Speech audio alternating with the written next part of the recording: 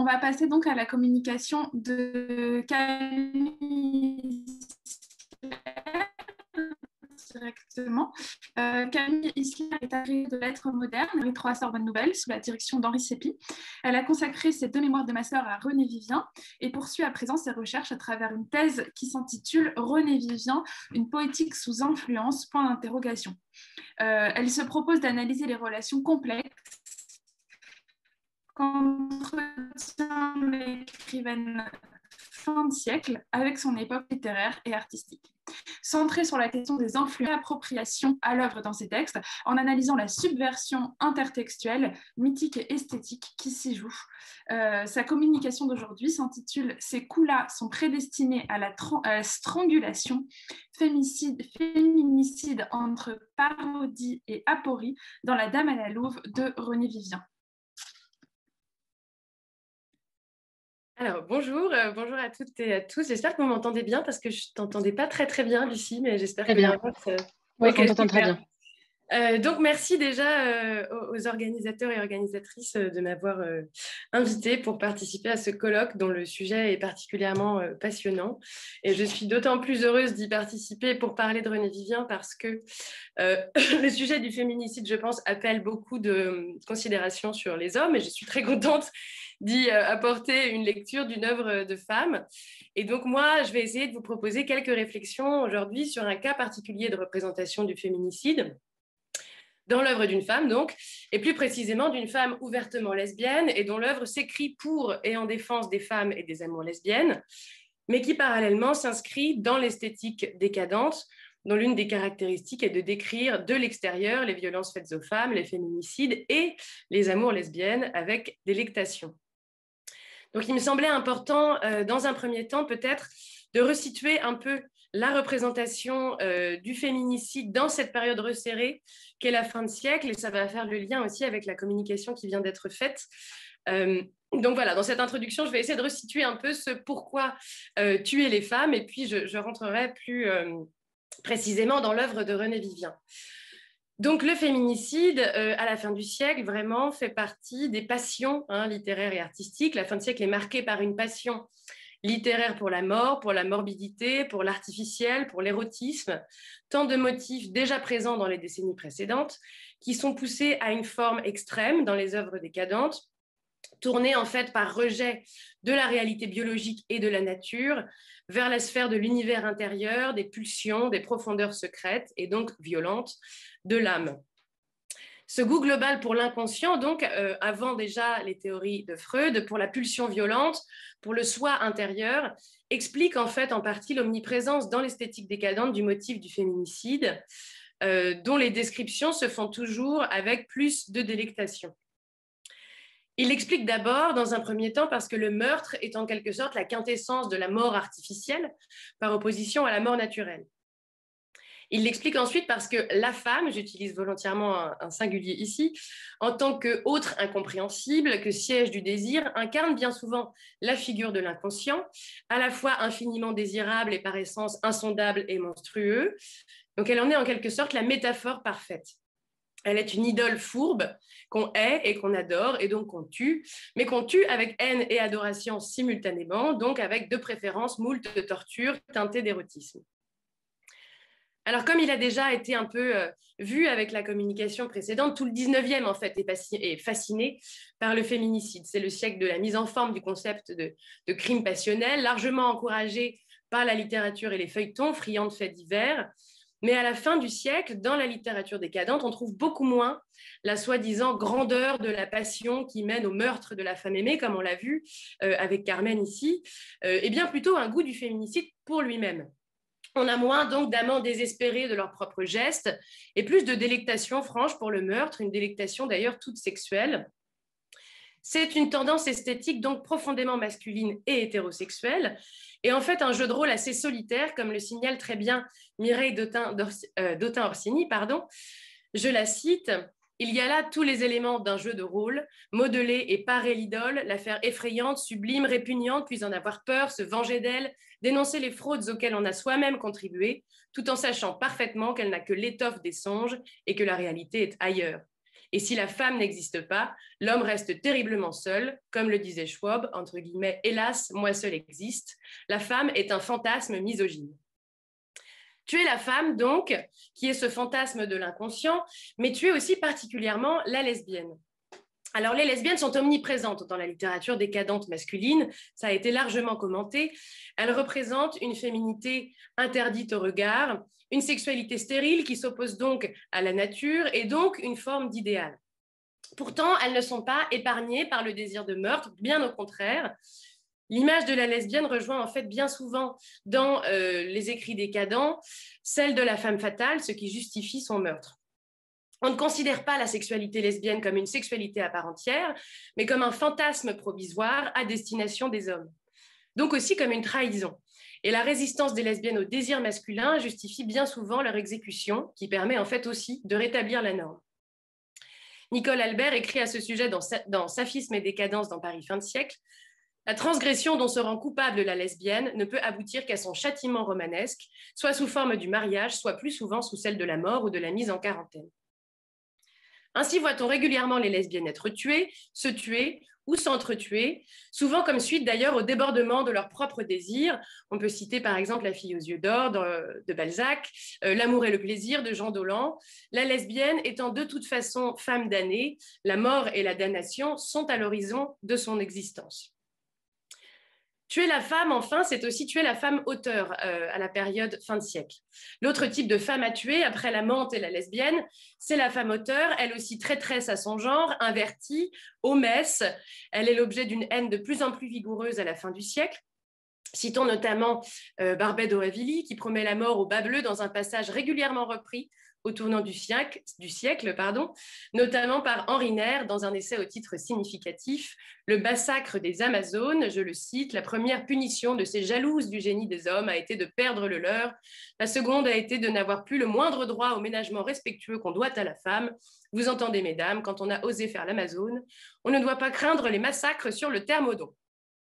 Fort sympathique donc, et le courant décadent s'oppose avec ce meurtre privilégié des femmes, des lesbiennes et des femmes auteurs, triplement à l'émergence d'une écrivaine telle que Renée Vivien, et pose d'emblée des résistances fondamentales à son écriture, résistance au cœur desquelles le motif du féminicide tient une place tout à fait représentative.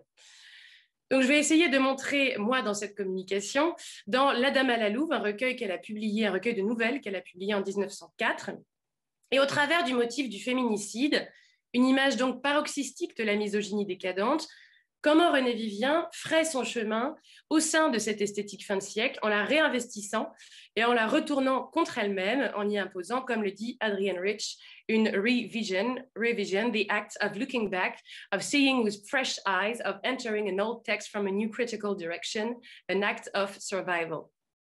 Cette revision est aussi ce qui fait d'elle, à mon sens, mais là c'est un autre sujet, l'une des plus grandes représentantes, tout genre confondu, de ce moment de l'histoire littéraire. Mais d'abord, donc, je vais m'attarder un peu sur les apparentes contradictions que nous offre La Dame à la Louve. Donc Renée Vivien, particulièrement dans ce recueil publié en 1904, investit les thèmes décadents de la violence, du désir, de l'inquiétante étrangeté, qui font dire d'ailleurs à Martine Reed dans son avant-propos que le recueil est très fin de siècle. Il est en effet particulièrement empreint de l'esthétique fin de siècle, ce notamment dans son goût pour la mort, pour le meurtre, et en particulier, c'est là que se loge la contradiction apparente avec l'œuvre, entièrement tournée par ailleurs vers la défense des femmes, le meurtre des personnages féminins. On rencontre au fil de la lecture bon nombre de scènes de violence et plusieurs féminicides, ou du moins des fantasmes de féminicide.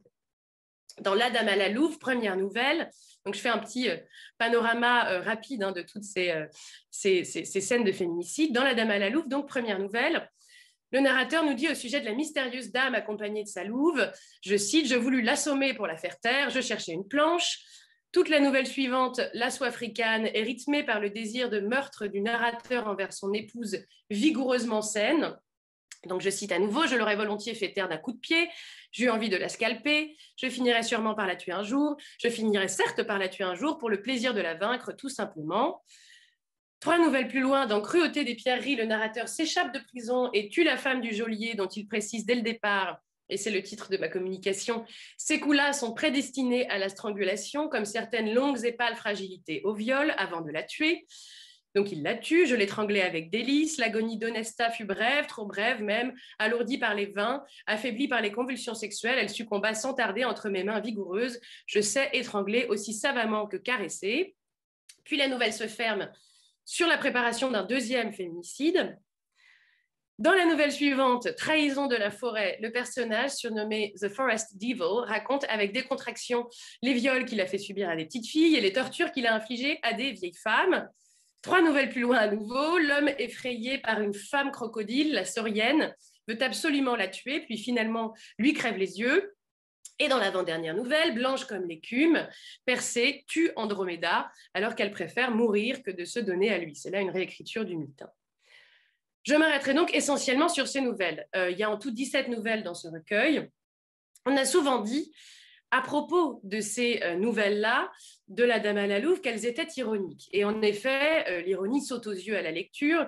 Mais ce que j'aimerais faire aujourd'hui, c'est aller un peu plus loin en voyant comment cette représentation ironique du motif du féminicide est avant tout une parodie littéraire et sert de socle à la restructuration de l'esthétique décadente par l'œil de l'autrice, et paradoxalement à l'émergence d'une subjectivité lesbienne.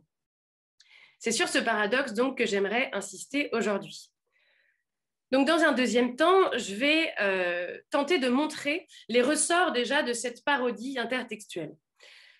Cette parodie, elle s'établit d'abord dans le jeu de l'énonciation.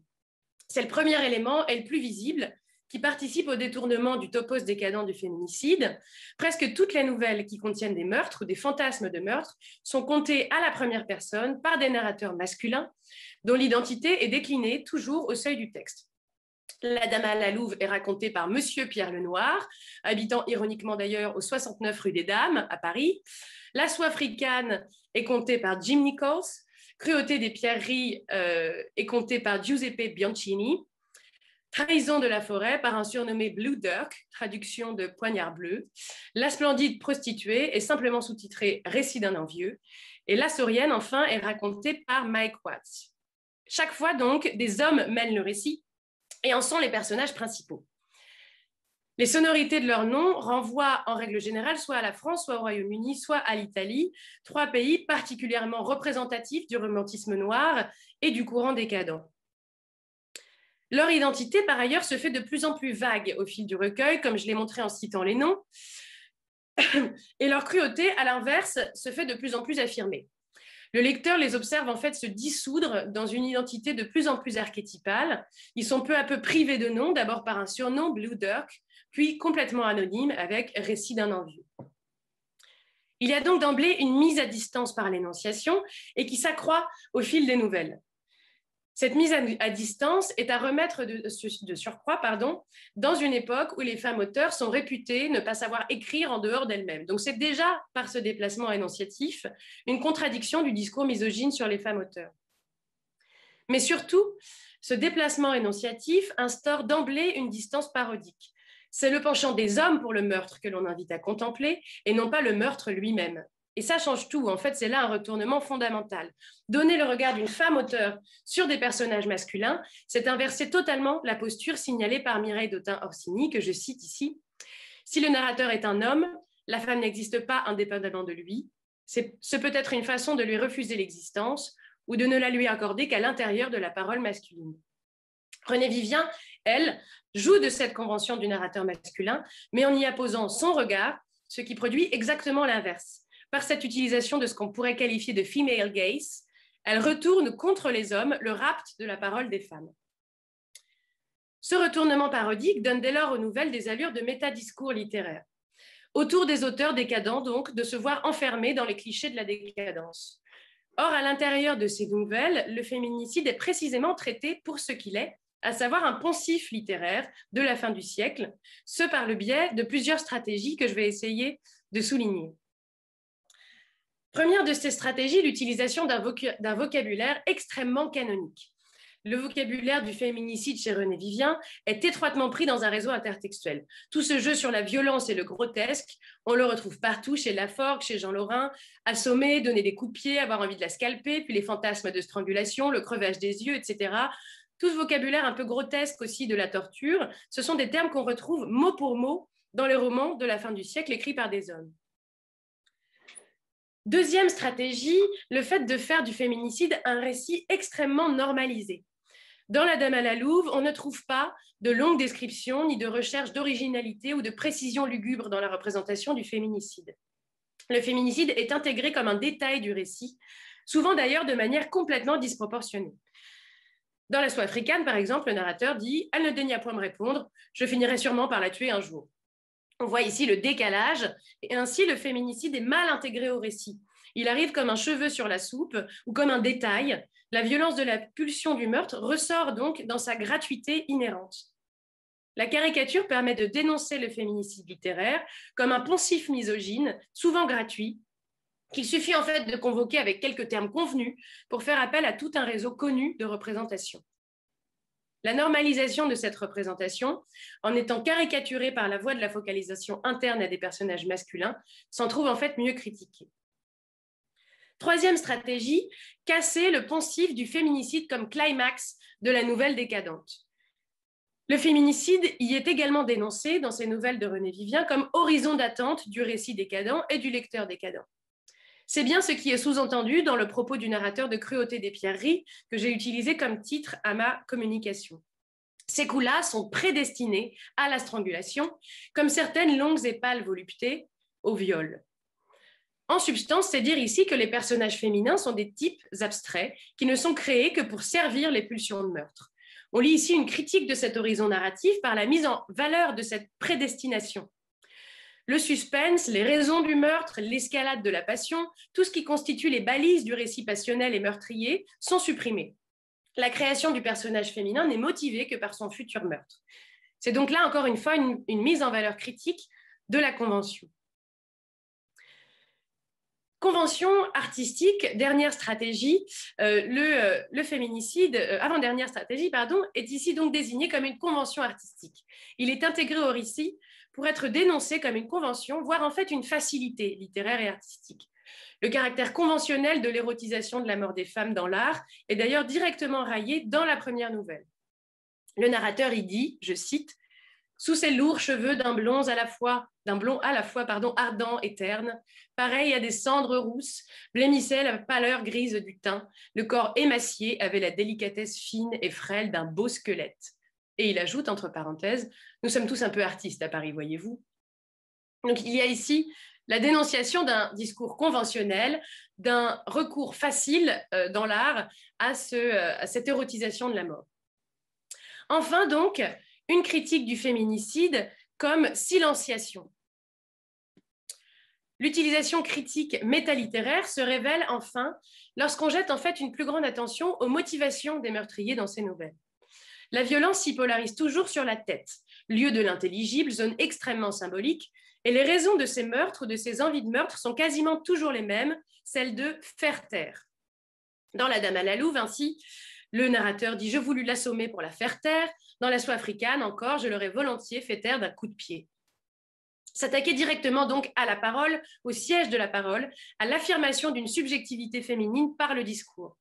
Or, c'est précisément ce qu'est en train de faire René Vivien. Un jeu parodique, donc, qui se lie à la fois dans l'énonciation distanciée, dans les échos intertextuels, dans le jeu sur les attentes du lecteur fin de siècle.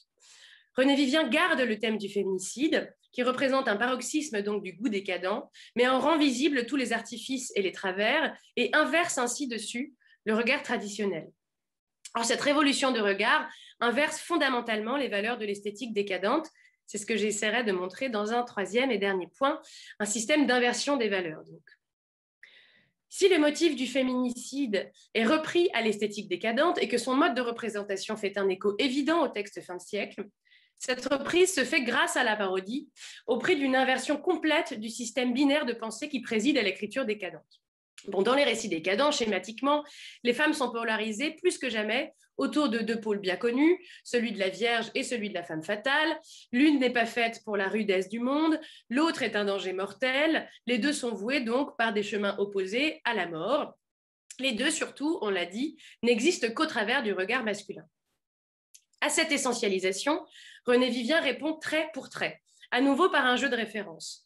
Autour du thème rebattu du meurtre des femmes, elle fait pivoter les représentations jusqu'à les inverser. D'abord parce que si les femmes y sont tuées, ce n'est nullement par pitié ou par vengeance, mais par peur, par orgueil, par lâcheté ou pour rien du tout. La majorité du temps, les personnages féminins sont physiquement et intellectuellement supérieurs aux personnages masculins, et les désirs de meurtre naissent de leur frustration ou de la crainte de cette supériorité. Ensuite, parce que René Vivien inverse la lecture du meurtre décadent. Généralement, comme le signale à nouveau Mireille Dautin-Orsini, les femmes qui tuent dans le récit décadent le font lâchement, sournoisement. Elles sont empoisonneuses, vampiresses, ensorceleuses, tandis que le meurtre masculin est souvent flamboyant, à coups d'armes blanches ou à main nue. Point de cela dans La Dame à la Louve, le fantasme esthétique que représente le féminicide y est méthodiquement déconstruit. Dans La Soie africaine, ainsi, le fantasme du meurtre par étranglement se réduit peu à peu, jusqu'à ce que le narrateur confesse, je cite, « Je n'aurai jamais la force de l'étrangler, mais je lui tirerai dans le dos un bon coup de revolver. » Dans Cruauté des pierreries, la jonction entre l'orgasme et la mort est singée, alors que le narrateur profite de sa rage sexuelle et de l'intensité du spasme de sa compagne pour l'étrangler. Point donc de mort des amants au climax de l'union charnelle.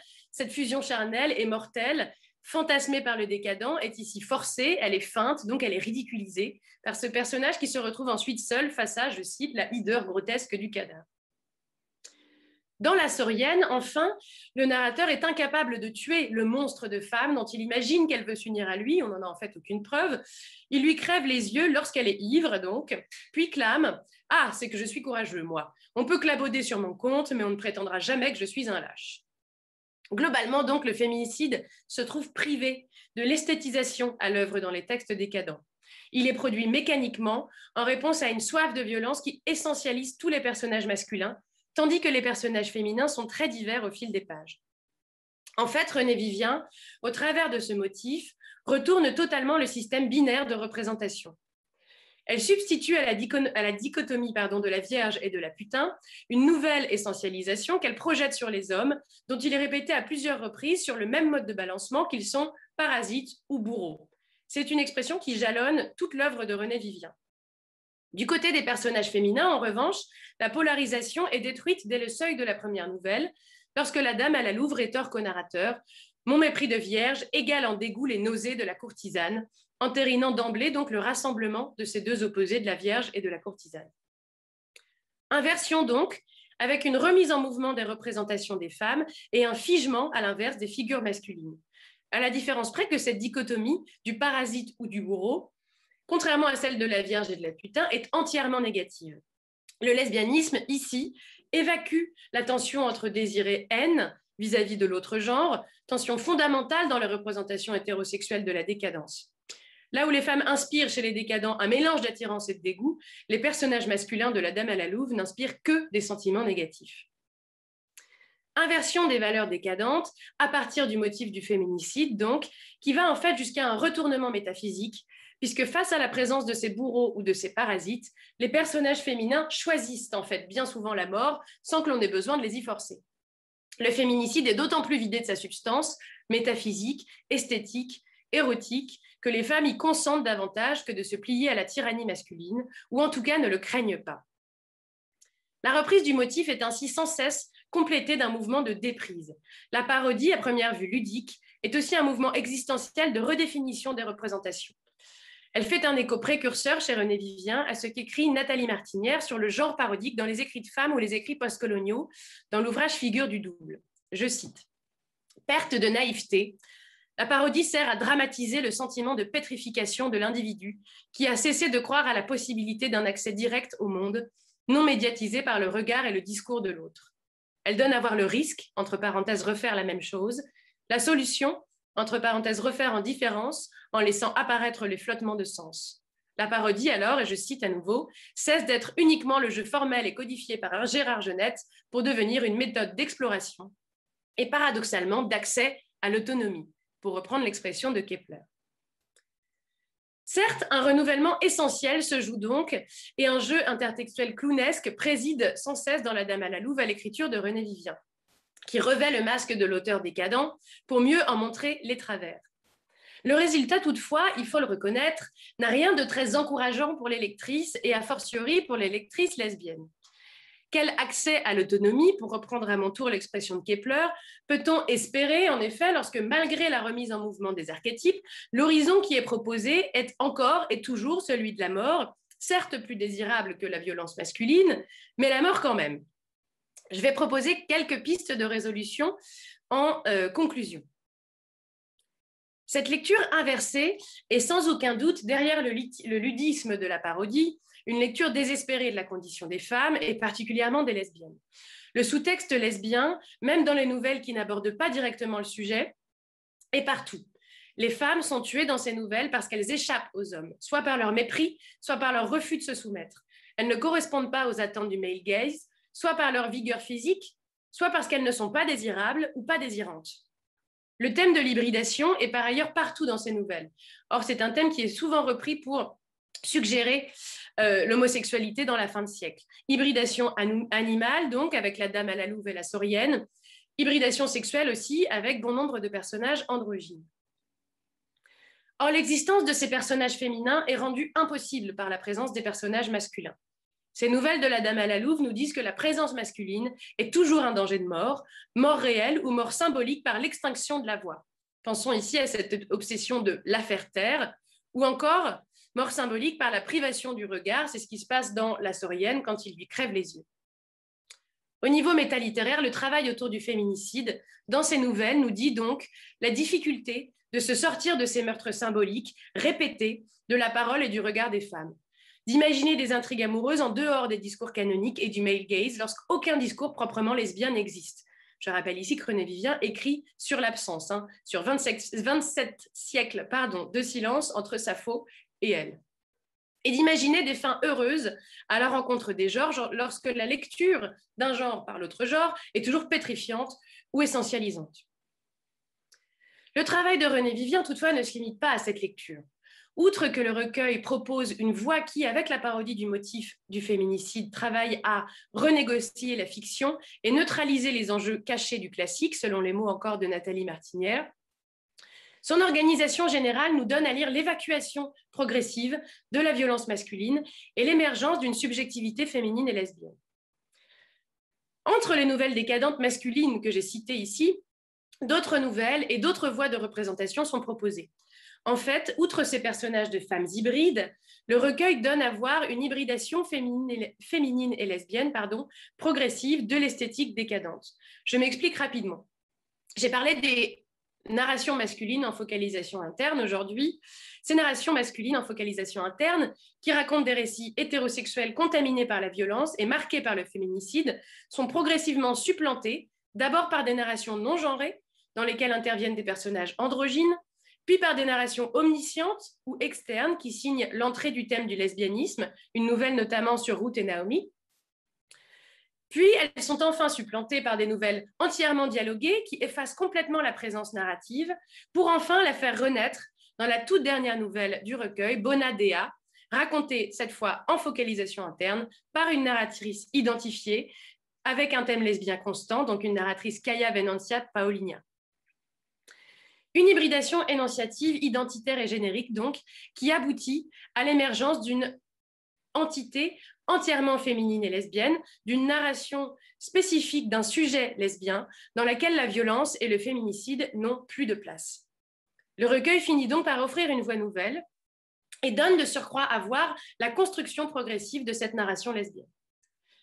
La parodie du motif du féminicide, et je terminerai là-dessus, au-delà du ludisme intertextuel, signale donc bien un besoin vital de revision, au sens d'Adrienne Rich, et non uniquement de révision, ainsi que le signale Martinière à nouveau. La question, et je cite, « La question est de se forger une identité qui ne peut pas être simplement révision, mais qui doit aussi prendre en compte ce que l'original excluait ou refoulait, y compris dans le domaine linguistique. D'où des œuvres plus infidèles que la définition habituelle de la parodie ne le laisserait entendre, qui défamiliarisent totalement les textes sources et pourtant les conservent précieusement visibles. C'est exactement ce que produit La Dame à la Louve avec le poncif du féminicide, précieusement visible donc pour être mieux vidé de son sens, retourné contre lui-même et finalement évacué de l'économie du recueil. Et merci de m'avoir écouté. Merci beaucoup Camille Isler pour cette intervention qui était vraiment passionnante, très riche et qui a interrogé vraiment en profondeur un imaginaire violent tout à fait important à souligner, comme toutes les stratégies d'ailleurs de dénonciation qui sont déjà existantes au début du XXe siècle et que tu as décortiquées. Merci à toutes les trois pour vos communications qui étaient vraiment passionnantes et qui inaugurent ce colloque. C'était vraiment très intéressant. C'était d'ailleurs des questionnements qui étaient au cœur de nos interrogations quand on a construit ce colloque, se demander exactement quel est le rôle de l'art, qu'il soit de l'ordre de la culture visuelle ou de la culture littéraire dans ces dynamiques sociétale et imaginaire des féminicides, à la fois comme témoignage des pratiques de la société, mais aussi comme participant à la constitution d'imaginaire sur la longue durée. Donc exactement savoir quel était son rôle et potentiellement son agentivité dans cette dynamique-là. Et je pense qu'on a eu 3 exemples de réponses assez denses et très intéressantes aujourd'hui. Donc maintenant, je vais laisser la parole au public. Si vous avez des questions, je vous rappelle que vous pouvez prendre la parole soit en le mentionnant dans le chat ou dans le Framapad, soit en écrivant votre question directement sur le Framapad que l'on lira pour vous. Et voilà, je vais faire un tour d'ailleurs sur le Framapad pour commencer. Peut-être que Lucie, tu veux commencer J'aurais une question aussi pour Camille Isler. Merci beaucoup aussi pour votre communication. Je voulais savoir comment est-ce que dans les poèmes de Renée Vivien, est-ce qu'elle aborde le féminicide aussi directement que dans ses récits? Est-ce qu'il y a une différence de traitement par rapport aux nouvelles?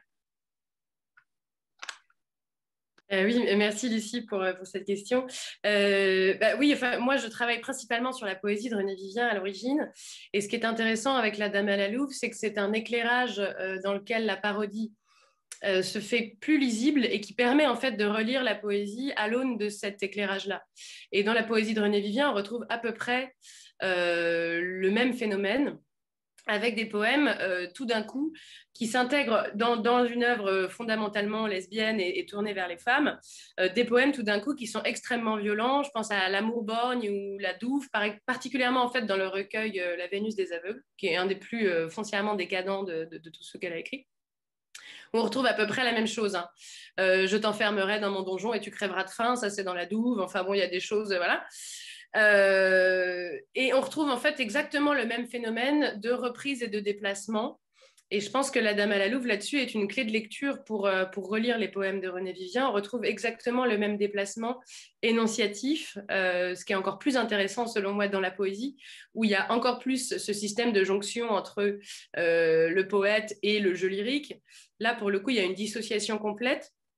Et la clé de lecture, pour moi, de ces poèmes-là, nous est donnée par La Dame à la Louve, justement. Et on retrouve à peu près le même phénomène de déplacement, de jeu sur le grotesque, avec des rimes un peu bizarres, avec des vers tout d'un coup beaucoup plus courts que dans les autres poèmes de Renée Vivien. Et tout un jeu, donc, et puis aussi, en général, un jeu lyrique qui, par moments, se genre au masculin aussi. Je suis encore plus lâche qu'un homme, enfin, tout un jeu à nouveau de déplacement. Donc oui, tout à fait, on retrouve le même phénomène. Et est-ce qu'on n'a pas une prise de parole encore plus claire contre la violence masculine? Je pense à un des poèmes où on lit Nous haïssons la face agressive des mâles. Est-ce qu'on n'a pas un jeu féminin qui peut s'élever un peu plus frontalement contre la violence masculine dans la poésie de Vivien? Oui, oui, tout à fait. Ça, en plus, ce vers, il est issu d'un poème qui s'appelle Les Amazones, donc qui est sur la figure des Amazones. Et ce serait tout à fait intéressant d'ailleurs de travailler sur le meurtre des hommes dans l'œuvre de Renée Vivien, puisqu'il y en a beaucoup des meurtres d'hommes dans la poésie de Renée Vivien, ou en tout cas des désirs de meurtre d'hommes, mais qui ne sont pas du tout justifiés de la même manière et qui sont toujours à peu près justifiés, en fait, justement, dans l'œuvre de Renée Vivien. Le meurtre des hommes est souvent justifié par un combat à mort qui se solde de toute façon soit sur la mort de la femme ou le viol des femmes, ou sur le meurtre des hommes. Donc de toute façon, c'est une solution obligatoire presque. Et dans les Amazones, effectivement, alors il y a ce vers-là, puis il y en a des encore plus clairs hein, sur la question. Il y a tout un jeu de réappropriation de toute façon mythologique chez Renée Vivien des figures de femmes, déjà de communautés féminines, mais aussi de femmes refusant de se soumettre à la domination masculine. Donc oui, et en plus, dans la poésie de René Vivien particulièrement, mais pas seulement. En fait, La Dame à la Louve, c'est un recueil vraiment très particulier, mais ailleurs dans son œuvre, on trouve l'émergence de cette subjectivité lesbienne et féminine de manière beaucoup plus claire et affirmée. Donc oui, oui, tout à fait. On trouve aussi des systèmes d'évacuation en plus complets du regard masculin, ou en tout cas une recherche complète de l'évacuation du regard masculin qui est l'objectif de la poésie et de La Dame à la Louve d'ailleurs. Je crois que Camille veut signaler quelque chose à l'oral. Je te laisse la parole, Camille. Oui, non, je voulais juste me corriger parce que le vers qu'a cité Lucie tout à l'heure, c'est un vers tiré des litanies de la haine, en fait, et pas de Amazon. Mais dans Amazon, il y a un très bel exemple aussi de meurtre d'amant qui est très bien. Voilà. Moi, ça serait pas une question, mais c'est juste en écoutant l'intervention de Camille Isler, j'ai pensé à une bande dessinée que j'ai lue il y a un moment qui s'appelle Miss Patouche, donc qui se passe justement en fin de siècle dans un grand bordel de luxe parisien. Et il y a plein d'intrigues par rapport justement au féminicide et à ce fantasme en fait qu'avaient les hommes de cette époque de torturer les femmes et de les tuer. Et justement, dans cette BD, il y a toute une intrigue d'une bonne, justement, d'une femme de chambre dont la sœur a été tuée. Et en fait, elle va apprendre qu'elle fait partie qu'en fait, des hommes de luxe qui fréquentaient ce type d'établissement à cette époque, commandaient en fait des prostituées qui en fait étaient destinées à la torture et qu'ils tuaient sur commande en fait. Donc il y a toute une intrigue par rapport à ça et je pense que la bande dessinée est sûrement inspirée de faits réels, de faits divers. Et donc voilà, ça m'a vraiment fait penser, je trouve que c'est en résonance avec le colloque et cette histoire de féminicide et de fantasme aussi. Voilà, donc la BD, c'est Miss Patouche. Enfin, le nom paraît un peu léger comme ça, mais c'est vrai que la bande dessinée est assez instructive. Alors pareil, peut-être que tu en as déjà parlé, Camille, pendant ta communication, mais quand je lisais ta proposition, je me demandais justement si cette mise en lumière des pulsions féminicides du décadentisme par la parodie que fait René Vivien a été utilisée par d'autres autrices à cette époque ou plus tard, ou même si c'est finalement une stratégie qui est rentrée dans le champ des dénonciations féministes d'une manière plus large. Alors, pour les contemporaines de René Vivien, je ne serais pas capable d'y répondre partout. Je pense que ça se trouve chez Rachilde notamment. Je ne suis pas du tout spécialiste de Rachilde, mais je pense que ça me semble assez, connaissant un peu son écriture, qu'il y a toute une exaltation des thèmes décadents chez Rachilde, pardon, qui va aller pousser vers la parodie. Je pense que chez des femmes comme Nathalie Barnet, on assiste plutôt à une critique directe, en fait, pas sous le biais du masque. Parce qu'elle a écrit notamment des aphorismes, des essais où là, l'endroit a été fait pour la critique sans forcément de se nourrir de l'esthétique au passage. Mais je crois que René Vivien est quand même un exemple assez spécifique et assez singulier à ce moment-là, en tout cas de l'histoire littéraire. Je pense que toute cette théorisation derrière, en fait, ça s'est poursuivi au XXe, hein, récupérer un peu l'esthétique pour la retourner contre elle-même, je pense que c'est un geste assez caractéristique de l'écriture des femmes, notamment parce qu'en fait, elles écrivent sur une histoire littéraire assez restreinte, enfin la connaissance des discours féminins antérieurs étant assez restreint au long du premier XXe siècle, on écrit un peu sur le silence et donc se nourrir des discours existants et des discours de pouvoir pour les retourner contre eux-mêmes, c'est une stratégie assez caractéristique. Mais en 1900, vraiment, je pense que René Vivien tient un rôle tout à fait particulier. Et c'est ce qui me fait dire dans mon introduction que pour moi, c'est la plus grande représentante, toujours confondue, de la décadence, parce que la décadence est déjà un geste de parodie de soi-même, déjà chez les auteurs masculins, en fait. Hein.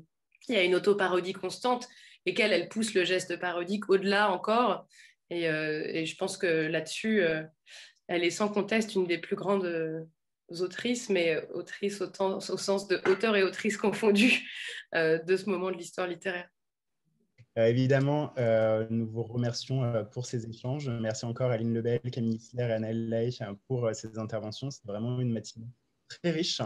On va donc pouvoir faire une pause déjeuner de 2 petites heures environ. On se retrouve à 14h30 pour un format un petit peu plus particulier, modéré par Mathilde Léchy, où Lucie Lizard et moi-même proposerons de rapides études de cas dans la continuité directe des réflexions de ce matin. Je pense que ça sera un écho très strict à ces communications. Donc toujours sur le poids des imaginaires dans la littérature, la presse et les représentations. Et nous poursuivrons l'après-midi avec 4 interventions qui se proposeront d'éclairer déjà les sinuosités du droit au XIXe siècle et d'interroger le traitement du féminicide chez 2 auteurs iconiques du siècle, le comte de Lautréamont et Louis Zola.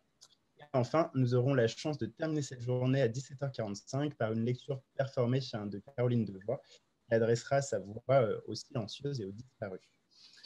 J'espère vous retrouver nombreuses et nombreux pour la suite de ce colloque et je vous souhaite un très bon appétit. Merci encore. Merci beaucoup. Merci.